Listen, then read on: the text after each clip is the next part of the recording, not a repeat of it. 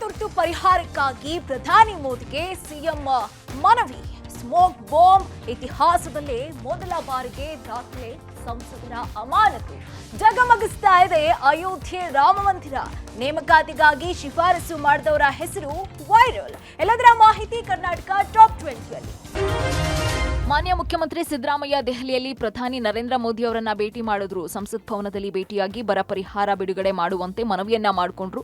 ಈ ವೇಳೆ ಸಿಎಂಗೆ ಸಚಿವ ಕೃಷ್ಣ ಬೈರೇಗೌಡ ಸಾಥ್ ಕೊಟ್ಟರು. ರಾಜ್ಯದ ಬರ ಪರಿಸ್ಥಿತಿಯ ಕುರಿತು ವಿವರಿಸಿ ಶೀಘ್ರವೇ ತುರ್ತು ಹಣವನ್ನ ರಿಲೀಸ್ ಮಾಡುವಂತೆ ಮನವಿ ಮಾಡಿದ್ರು. ರಾಜ್ಯದಲ್ಲಿ 236ರಲ್ಲಿ 223 ತಾಲೂಕುಗಳು ಬರಪೀಡಿತ ಆಗಿದ್ದು, ಅದರಲ್ಲಿ 196 ತಾಲೂಕುಗಳಲ್ಲಿ ಬರದ ತೀವ್ರತೆ ಹೆಚ್ಚಾಗಿದೆ. ಇದರಿಂದಾಗಿ 48.19 ಲಕ್ಷ ಹೆಕ್ಟೇರ್ ಪ್ರದೇಶದಲ್ಲಿ ಕೃಷಿ ಮತ್ತು ತೋಟಗಾರಿಕಾ ಬೆಳೆಗಳು ನಷ್ಟವಾಗಿದ್ದು, ಇದರಿಂದ ಹೆಚ್ಚಿನ ಸಂಖ್ಯೆಯ ಸಣ್ಣ ಮತ್ತು ಅತಿ ಸಣ್ಣ ರೈತರು ಸಂಕಷ್ಟಕ್ಕೆ ಒಳಗಾಗಿದ್ದಾರೆ ಅಂತ ವಿವರಣೆ ಕೊಟ್ಟರು. ಇನ್ನು ಎನ್ಡಿಆರ್ಎಫ್ ನಿಂದ 4,663 ಕೋಟಿ ರೂಪಾಯಿ ಇನ್ಫುಡ್ ಸಬ್ಸಿಡಿ ಒದಗಿಸುವಂತೆ ಮನವಿಯನ್ನ ಮಾಡಿಕೊಂಡಿದ್ದಾರೆ. ಇನ್ನು ಮಹಾತ್ಮ ಗಾಂಧಿ ರಾಷ್ಟ್ರೀಯ ಉದ್ಯೋಗ ಖಾತರಿ ಯೋಜನೆಯ ಅಡಿಯಲ್ಲಿ ಬರಪೀಡಿತ ತಾಲೂಕುಗಳಲ್ಲೂ ಕೂಡ ಉದ್ಯೋಗದ ದಿನಗಳನ್ನ 100ರಿಂದ 150 ದಿನಗಳಿಗೆ ಹೆಚ್ಚಿಸುವಂತೆ ಆಗ್ರಹಿಸಿದ್ರು. ಬೆಳೆ ವಿಫಲ ಆಗಿರುವ ಹಿನ್ನೆಲೆಯಲ್ಲಿ ರೈತರಿಗೆ ಇನ್ಫುಡ್ ಸಬ್ಸಿಡಿ ನೀಡೋದು ಅತ್ಯಗತ್ಯವಾಗಿದೆ ಅಂತ ಪ್ರಧಾನಿಗಳಿಗೆ ಮನವರಿಕೆ ಮಾಡಿಕೊಟ್ಟಂತಹ ಮುಖ್ಯಮಂತ್ರಿಗಳು ರೈತರ ಹಿತರಕ್ಷಣೆಯ ದೃಷ್ಟಿಯಿಂದ ಪರಿಹಾರ ರಿಲೀಸ್ ಮಾಡುವಂತೆ ಕೇಳಿಕೊಂಡ್ರು.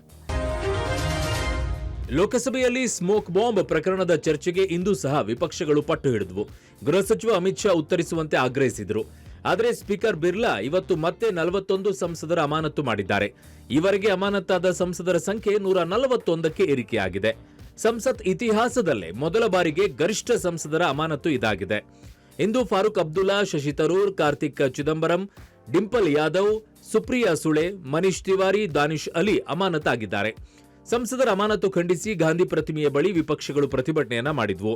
ಇನ್ನು ಸಂಸದರ ಅಮಾನತು ಪ್ರಜಾಪ್ರಭುತ್ವ ವಿರೋಧ ಕ್ರಮ, ಸರ್ವಾಧಿಕಾರದಲ್ಲೂ ಹೀಗೆ ಮಾಡಲ್ಲ ಅಂತ ಸಿಎಂ ಸಿದ್ದರಾಮಯ್ಯ ಟೀಕಿಸಿದ್ರೆ, ಜನ ಮೆಚ್ಚುವಂತಹ ಕೆಲಸವನ್ನ ಪ್ರಧಾನಿಗಳು ಮಾಡ್ತಾ ಇದ್ದಾರೆ, ಕಾಂಗ್ರೆಸ್ ಸೋತಿದ್ದಕ್ಕೆ ಹತಾಶೆಯಿಂದ ಹೀಗೆ ಮಾಡ್ತಾ ಇದೆ ಅಂತ ರಾಜ್ಯಾಧ್ಯಕ್ಷ ವಿಜಯೇಂದ್ರ ಗುಡುಗಿದ್ದಾರೆ. ಇನ್ನು ಸಂಸತ್ನಲ್ಲಿ ಭದ್ರತಾ ಲೋಪದ ಹಿಂದೆ ವಿಪಕ್ಷಗಳ ಕೈವಾಡ ಇದೆ ಅಂತ ಬಿಜೆಪಿಯ ಸಂಸದೀಯ ಸಭೆಯಲ್ಲಿ ಪ್ರಧಾನಿ ಮೋದಿ ಹೇಳಿದ್ದಾರೆ.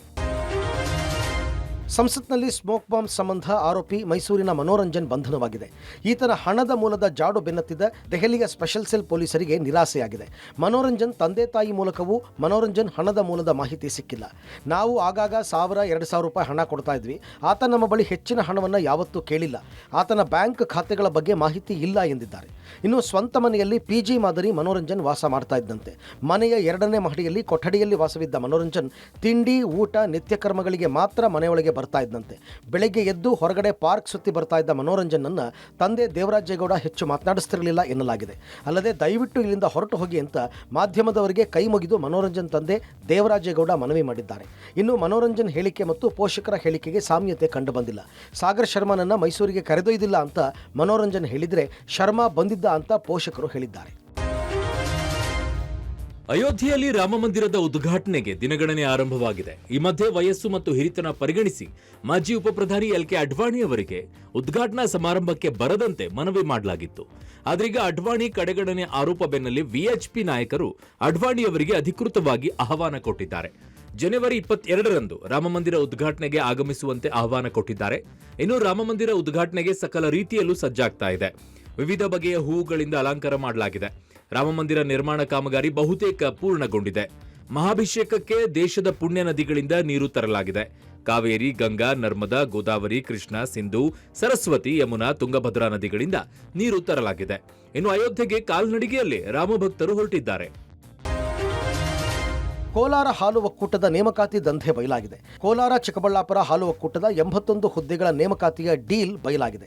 ಒಂದು ಹುದ್ದೆಯನ್ನು 40ರಿಂದ 60 ಲಕ್ಷಕ್ಕೆ ಸೇಲ್ ಮಾಡಿರುವ ಅಧಿಕಾರಿಗಳು ಹಾಗೂ ಜನಪ್ರತಿನಿಧಿಗಳು ಹುದ್ದೆಗಳ ವ್ಯಾಪಾರಕ್ಕೆ ಇಳಿದಿರೋದು ಬಯಲಾಗಿದೆ. ಇಲ್ಲಿ ವಿದ್ಯಾರ್ಹತೆಗಿಂತ ಶಿಫಾರಸು ಪತ್ರವೇ ಮುಖ್ಯವಾಗಿದೆ. ಸೆಪ್ಟೆಂಬರ್ನಲ್ಲಿ 81 ಹುದ್ದೆಗಳಿಗೆ ಪರೀಕ್ಷೆ ಕರೆಯಲಾಗಿತ್ತು. ಲಿಖಿತ ಪರೀಕ್ಷೆಯನ್ನು ಪರೀಕ್ಷಾರ್ಥಿಗಳು ಬರೆದಿದ್ದರು. ಆದರೆ ಈಗ ಅಂತಿಮ ಪಟ್ಟಿಯಲ್ಲಿ ಅಭ್ಯರ್ಥಿಗಳ ಹೆಸರಿನ ಮುಂದೆ ಶಿಫಾರಸು ಮಾಡಿದವರ ಹೆಸರನ್ನು ನಮೂದಿಸಿದ್ದು ಸಾಮಾಜಿಕ ಜಾಲತಾಣದಲ್ಲಿ ವೈರಲ್ ಆಗ್ತಾ ಇದೆ. ಹಾಲು ಒಕ್ಕೂಟದ ನಿರ್ದೇಶಕರು ಸೇರಿದಂತೆ ಡಿಸಿಎಂ ಡಿಕೆ ಶಿವಕುಮಾರ್ ಹಾಗೂ ಶಾಸಕರ ಹೆಸರನ್ನು ನಮೂದಿಸಲಾಗಿದೆ. ಅಂತಿಮ ನೇಮಕಾತಿ ಪಟ್ಟಿ ಹೊರಬೀಳುವ ಮೊದಲೇ ಸಾಮಾಜಿಕ ಜಾಲತಾಣದಲ್ಲಿ ಈ ಪಟ್ಟಿ ಹರಿದಾಡ್ತಾ ಇದೆ. ಕೋಲಾರ, ಚಿಕ್ಕಬಳ್ಳಾಪುರ ಜಿಲ್ಲೆಯ ಶಾಸಕರಿಗೆ ಒಂದೊಂದು ಹುದ್ದೆ ಅಥವಾ 50 ಲಕ್ಷ ಹಣದ ಆಫರ್ ನೀಡಿರುವ ಒಕ್ಕೂಟ ನಿರ್ದೇಶಕರು ಹಾಗೂ ಎಂಡಿಗೆ ಒಂದೊಂದು ಪೋಸ್ಟ್, ಒಕ್ಕೂಟದ ಅಧ್ಯಕ್ಷ KY ನಂಜೇಗೌಡ ಅವರಿಗೆ ಸಿಂಹಪಾಲು, ಬಂಗಾರಪೇಟೆ ಶಾಸಕ NS ನಾರಾಯಣಸ್ವಾಮಿ, ಮಾಜಿ speaker Ramesh Kumar, DK Shivakumar, MD ಹಾಗೂ ನಿರ್ದೇಶಕರ ಹೆಸರಲ್ಲಿ ಶಿಫಾರಸು ಪತ್ರಗಳು ಬಂದಿವೆ. ಡಾಕ್ಟರ್ ಚೇತನ್ ಹಾಗೂ ಮಾರ್ಕೆಟಿಂಗ್ ಮ್ಯಾನೇಜರ್ ನಾಗೇಶ್ಗೆ ಹಣ ವಸೂಲಿಯ ಜವಾಬ್ದಾರಿಯನ್ನು ನೀಡಿದ್ದು 81 ಹುದ್ದೆಗಳಿಂದ ಬರೋಬ್ಬರಿ 40 ಕೋಟಿ ರೂಪಾಯಿ ಹಣ ಸಂಗ್ರಹ ಮಾಡುವ ಗುರಿ ಹೊಂದಲಾಗಿದೆ ಎನ್ನಲಾಗಿದೆ.